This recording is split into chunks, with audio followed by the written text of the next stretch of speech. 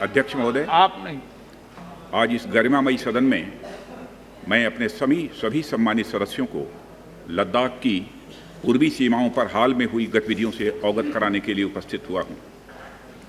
जैसा कि आपको ज्ञात है, हमारे माननीय प्रधानमंत्री श्री नरेंद्र मोदी जी ने हाल ही में लद्दाख का दौरा कर हमारे बहादुर जवानों से मुलाकात की थी एवं उन्हें यह संदेश भी दिया था कि समस्त देशवासी अपने वीर जवानों के साथ खड़े हैं। अध्यक्ष महोदय, मैंने भी लद्दाख जाकर अपने शूरवीरों के साथ कुछ समय बिताया है और मैं आपको यह बताना चाहता हूं कि मैंने उनके अदम्य साहस, शौर्य और पराक्रम को महसूस भी किया है। आप जानते हैं कि कर्नल संतोष बाबू और उनके 19 वीर साथियों ने अपनी मातृभूमि की रक्षा करते हुए अपना सर्वोच्च बलिदान दिया है। अध्यक्ष महोदय, कल ही सदन ने 2 मिनट मौन रखकर उन्हें अपनी श्रद्धांजलि अर्पित की है। सबसे पहले मैं संक्षेप में चाइना के साथ हमारे बाउंड्री इश्यूज के बारे में बताना चाहता हूं। जैसा कि सदन इस बात से अवगत है कि भारत एवं चीन की सीमा का प्रश्न अभी तक अनरिजॉल्व्ड है। भारत और चाइना की बाउंड्री का कस्टमरी और ट्रेडिशनल अलाइनमेंट चाइना नहीं मानता है। हम यह मानते हैं कि यह अलाइनमेंट वेल एस्टेब्लिश्ड भौगोलिक सिद्धांतों पर आधारित है, जिसकी पुष्टि न केवल ट्रीटीज और एग्रीमेंट द्वारा बल्कि हिस्टोरिक यूसेस के प्रैक्टिसेस द्वारा भी हुई है। इससे दोनों देश सदियों से अवगत हैं, जबकि चाइना यह मानता है कि बाउंड्री अभी भी औपचारिक रूप से निर्धारित नहीं है। साथ ही चाइना यह भी मानता है कि हिस्टोरिकल ज्यूरिडिक्शन के आधार पर जो ट्रेडिशनल कस्टमरी लाइन है, उसके बारे में दोनों देशों की एक अलग अलग व्याख्या है। दोनों देश 1950 एवं 1960 के दशक में इस पर बातचीत कर रहे थे, परंतु इस पर म्यूचुअली एक्सेप्टेबल समाधान नहीं निकल पाया। जैसा कि यह सदन अच्छी तरह अवगत है कि चाइना भारत की लगभग 38,000 स्क्वायर किलोमीटर भूमि का अनधिकृत कब्जा लद्दाख में किए हुए है। इसके अलावा 1963 में एक तथाकथित बाउंड्री एग्रीमेंट के तहत पाकिस्तान ने पीओके की 5,180 स्क्वायर किलोमीटर भारतीय जमीन अवैध रूप से चाइना को सौंप दी है। चाइना अरुणाचल प्रदेश की सीमा से लगे हुए लगभग 90,000 स्क्वायर किलोमीटर भारतीय क्षेत्र को भी अपना बताता है।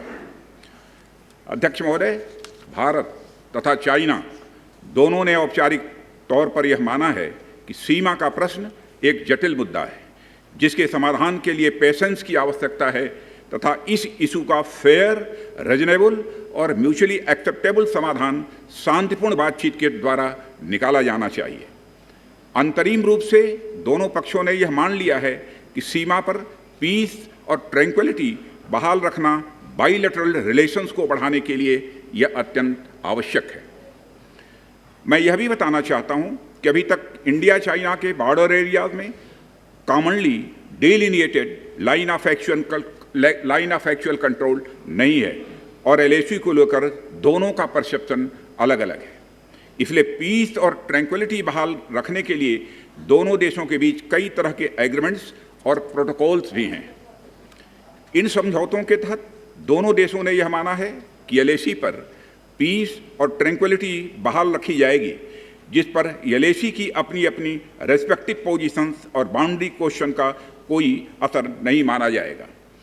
इस आधार पर वर्ष 1988 के बाद से दोनों देशों के बाइलेटरल रिलेशंस में काफ़ी विकास हुआ था। भारत का मानना है कि बाइलेटरल रिलेशंस को विकसित किया जा सकता है तथा साथ ही साथ बाउंड्री मुद्दे के समाधान के बारे में भी चर्चा की जा सकती है, परंतु एलएसी पर पीस और ट्रैंक्विलिटी में किसी भी प्रकार की गंभीर स्थिति का बाइलेटरल रिलेशंस पर निश्चित रूप से असर पड़ेगा। अध्यक्ष महोदय, वर्ष 1993 और 1996 के समझौते में इस बात का जिक्र है कि एलएसी के पास दोनों देश अपनी सेनाओं की संख्या कम से कम रखेंगे। समझौते में यह भी है कि जब तक बाउंड्री इश्यूज का पूर्ण समाधान नहीं होता है, तब तक LAC को स्ट्रिक्टली रेस्पेक्ट और एडहेर किया जाएगा और उसका उल्लंघन किसी भी सूरत में नहीं किया जाएगा। इन समझौतों में भारत व चाइना LAC के क्लैरिफिकेशन द्वारा एक कॉमन अंडरस्टैंडिंग पर पहुंचने के लिए भी कमिटेड हुए थे। इसके आधार पर 1990 से 2003 तक दोनों देशों द्वारा LAC पर एक कॉमन अंडरस्टैंडिंग बनाने की कोशिश की गई, लेकिन इसके बाद चाइना ने इस कार्रवाई को आगे बढ़ाने पर सहमति नहीं जताई।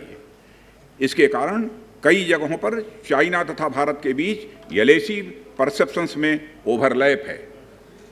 इन क्षेत्रों में तथा बॉर्डर के कुछ अन्य इलाकों में दूसरे समझौतों के आधार पर दोनों की सेनाएं फेस ऑफ आज की स्थिति का समाधान निकालती हैं, जिससे कि शांति कायम हो। इससे पहले कि मैं सदन को वर्तमान स्थिति के बारे में बताऊं, अध्यक्ष महोदय, मैं यह बताना चाहता हूं कि सरकार की विभिन्न इंटेलिजेंस एजेंसीज के बीच कोऑर्डिनेशन का एक इलेबोरेट और टाइम टेस्टेड मैकेनिज्म है, जिसमें सेंट्रल आर्म्ड पुलिस फोर्सेस और तीनों हमारी आर्म्ड फोर्सेस की इंटेलिजेंस एजेंसीज भी शामिल हैं। टेक्निकल और ह्यूमन इंटेलिजेंस को लगातार कोऑर्डिनेटेड तरीके से इकट्ठा किया जाता है तथा आर्म्ड फोर्सेस से उनके डिसीजन मेकिंग के लिए भी शेयर किया जाता है। अध्यक्ष महोदय, अब मैं सदन को इस साल की उत्पन्न परिस्थितियों से अवगत कराना चाहता हूं। अप्रैल माह से ईस्टर्न लद्दाख की सीमा पर चाइना की सेनाओं की संख्या तथा उनके आर्मामेंट्स में काफ़ी वृद्धि देखी गई है। मई महीने के प्रारंभ में चाइना ने गलवान घाटी क्षेत्र में हमारी ट्रूप्स के नॉर्मल ट्रेडिशनल पेट्रोलिंग पैटर्न में व्यवधान शुरू किया, जिसके कारण फेस ऑफ की स्थिति उत्पन्न हुई। ग्राउंड कमांडर्स द्वारा इस समस्या को सुलझाने के लिए विभिन्न समझौतों तथा प्रोटोकॉल के तहत वार्ता की जा रही थी। इसी बीच मई महीने के मध्य में चाइना द्वारा वेस्टर्न सेक्टर में कई स्थानों पर LAC पर ट्रांसग्रेशन करने की कोशिश की गई। इसमें कोंगकाला, गोगरा एंड पेंगोंग लेक का नॉर्थ बैंक शामिल है। इन कोशिशों को हमारी सेनाओं ने समय पर देख लिया तथा उसके लिए आवश्यक जवाबी कार्रवाई भी की है। अध्यक्ष महोदय, हमने चाइना को डिप्लोमेटिक तथा मिलिट्री चैनल्स के माध्यम से यह अवगत करा दिया कि इस प्रकार की गतिविधियां स्टेटस को यूनिलेटरली बदलने का प्रयास है, और यह भी साफ कर दिया गया कि ये प्रयास हमें किसी भी सूरत में मंजूर नहीं है। अध्यक्ष महोदय, LAC के ऊपर फ्रिक्शन बढ़ता हुआ देखकर दोनों तरफ के सैन्य कमांडरों ने 6 जून 2020 को मीटिंग की तथा इस बात पर सहमत बनी कि रेसिप्रोकल एक्शंस के द्वारा डिसएंगेजमेंट किया जाए। दोनों पक्ष इस बात पर भी सहमत हुए कि LAC को माना जाएगा तथा कोई ऐसी कार्रवाई नहीं की जाएगी जिससे स्टेटस को बदले। किंतु इस सहमति के वायलेशन में चीन द्वारा एक वायलेंट फेस ऑफ की स्थिति 15 जून को गलवान में क्रिएट की गई। हमारे बहादुर सिपाहियों ने, हमारे बहादुर सेना के जवानों ने अपनी जान का बलिदान दिया और साथ ही चीनी पक्ष को भी भारी क्षति पहुंचाई है अध्यक्ष महोदय, और अपनी सीमा की सुरक्षा में वह कामयाब रहे हैं। इस पूरी अवधि के दौरान हमारे बहादुर जवानों ने जहां संयम की जरूरत थी वहां संयम रखा तथा जहां शौर्य की जरूरत थी वहां शौर्य प्रदर्शित किया है। अध्यक्ष महोदय, मैं सदन से अध्यक्ष महोदय यह अनुरोध करता हूं कि हमारे दिलेर जवानों की वीरता एवं उनके बहादुरी की भूरी भूरी प्रशंसा की जानी चाहिए। हमारे बहादुर जवान अत्यंत मुश्किल परिस्थितियों में अपने अथक प्रयास से समस्त देशवासियों को सुरक्षित रख रहे हैं। एक ओर किसी को भी हमारे सीमा की सुरक्षा के प्रति हमारे डिटर्मिनेशन के बारे में संदेह नहीं होना चाहिए। वहीं भारत यह भी मानता है कि पड़ोसियों के साथ शांतिपूर्ण संबंधों के लिए आपसी सम्मान और आपसी सेंसिटिविटी भी आवश्यक है। चूंकि हम मौजूदा स्थिति का डायलॉग के जरिए समाधान चाहते हैं और हमने चाइनीज साइड के साथ डिप्लोमेटिक और मिलिट्री एंगेजमेंट बनाए रखा है। इन डिस्कशंस में 3 की प्रिंसिपल्स हमारी अप्रोच को तय करते हैं। फर्स्ट, दोनों पक्षों को एलएसी का सम्मान और कड़ाई से पालन करना चाहिए। सेकंड, किसी भी पक्ष को अपनी तरफ से यथास्थिति का उल्लंघन करने का प्रयास नहीं करना चाहिए। और थर्ड, दोनों पक्षों के बीच सभी समझौतों और अंडरस्टैंडिंग्स का पूर्णतया पालन होना चाहिए। चाइनीज साइड की यह पोजीशन है कि स्थिति को एक जिम्मेदार ढंग से हैंडल किया जाना चाहिए और द्विपक्षीय समझौतों एवं प्रोटोकॉल के अनुसार शांति एवं सद्भाव सुनिश्चित किया जाना चाहिए। वह भी यही कहते हैं। जबकि ये डिस्कशन चल ही रहे थे, चीन की तरफ से 29 और 30 अगस्त की रात को प्रोवोकेटिव सैनिक कार्रवाई की गई, जो पैंगोंग लेक के साउथ बैंक एरिया में स्टेटस को बदलने का प्रयास था। लेकिन एक बार फिर हमारी आर्म फोर्सेस द्वारा टाइमली और फॉर्म एक्शंस के कारण उनके प्रयास विफल कर दिए।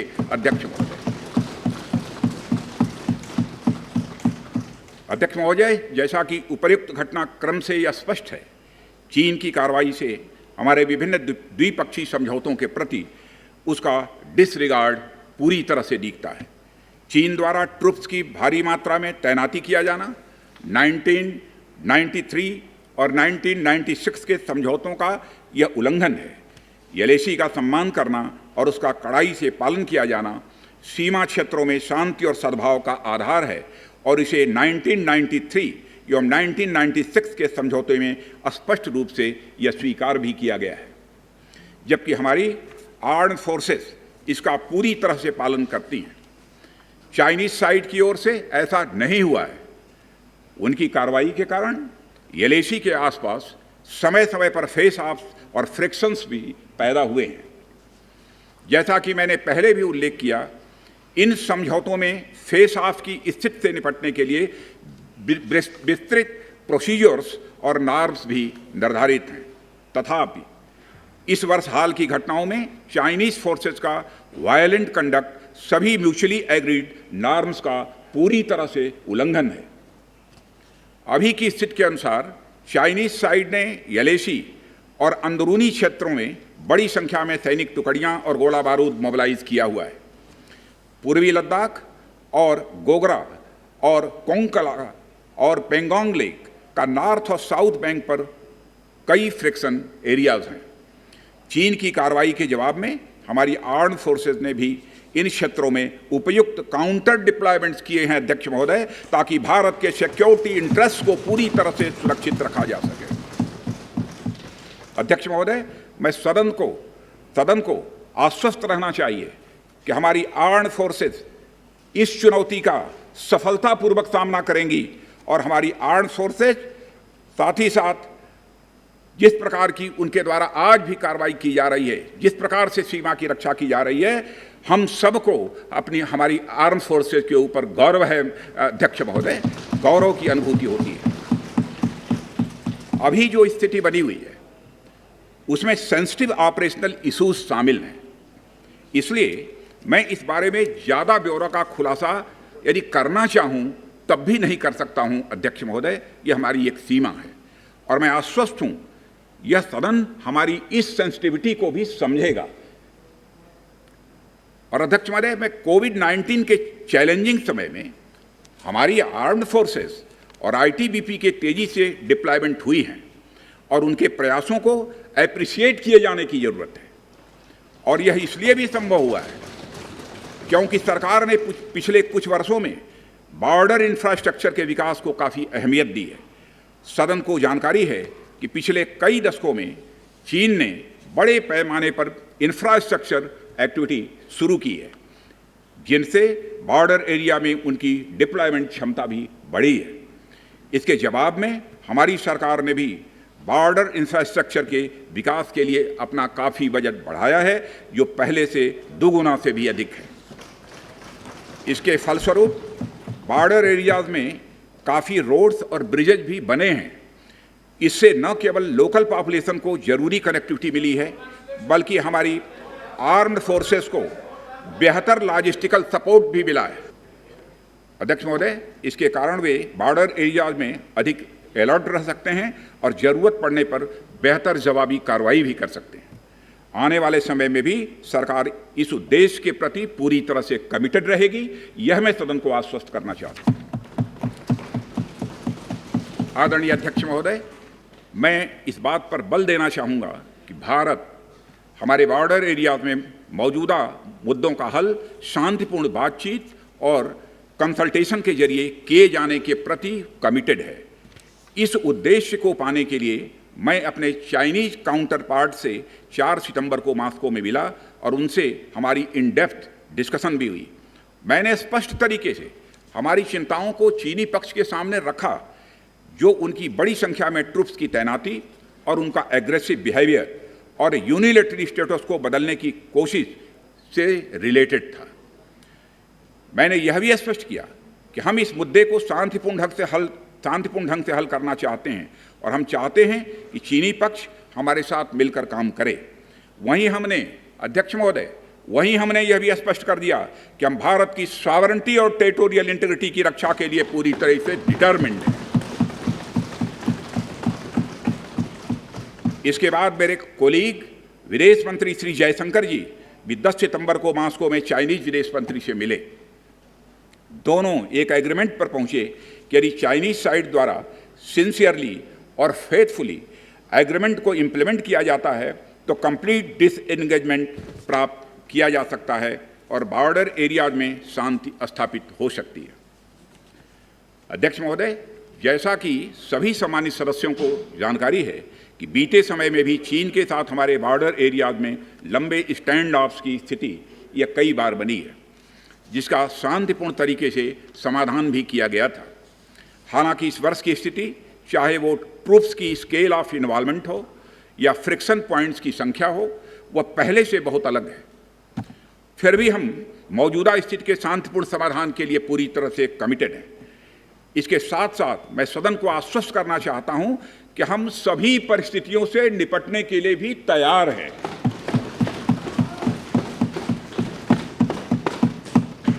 अध्यक्ष महोदय, इस सदन की एक गौरवशाली परंपरा रही है।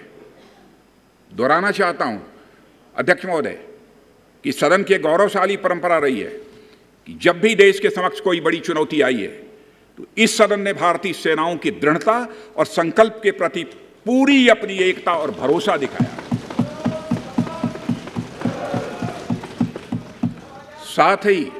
साथ ही सीमा क्षेत्र में तैनात अपने बहादुर सेना के जवानों के शौर्य, पराक्रम और सीमा की सुरक्षा के प्रति उनकी प्रतिबद्धता पर पूरा इस सदन ने विश्वास व्यक्त किया है। अध्यक्ष महोदय और अध्यक्ष महोदय, मैं आपको यह विश्वास दिलाना चाहता हूं कि हमारे आर्म्ड फोर्सेस के जवानों का जोश एवं हौसला बुलंद है, इस पर किसी को संदेह नहीं होना चाहिए। माननीय प्रधानमंत्री जी के बहादुर जवानों के बीच जाने के बाद हमारे कमांडर तथा जवानों में यह संदेश गया है कि देश के 130 करोड़ आदिवासी जवानों के साथ खड़े हैं। उनके लिए बर्फीली ऊंचाइयों के अनुरूप विशेष प्रकार के गर्म कपड़े, उनके रहने का स्पेशलाइज टेंट तथा उनके सभी अस्त्र शस्त्र एवं गोला बारूद की पर्याप्त व्यवस्था की गई है। अध्यक्ष महोदय, हमारे जवानों का यह संकल्प सराहनीय है कि दुर्गम ऊंचाइयों पर जहां ऑक्सीजन की कमी है तथा तापमान 0 से नीचे है, उनके उत्साह में कोई कमी नहीं आती है और वे सियाचिन, कारगिल और आदि ऊंचाइयों पर अपना कर्तव्य इतने वर्षों से लगातार निभाते आ रहे हैं।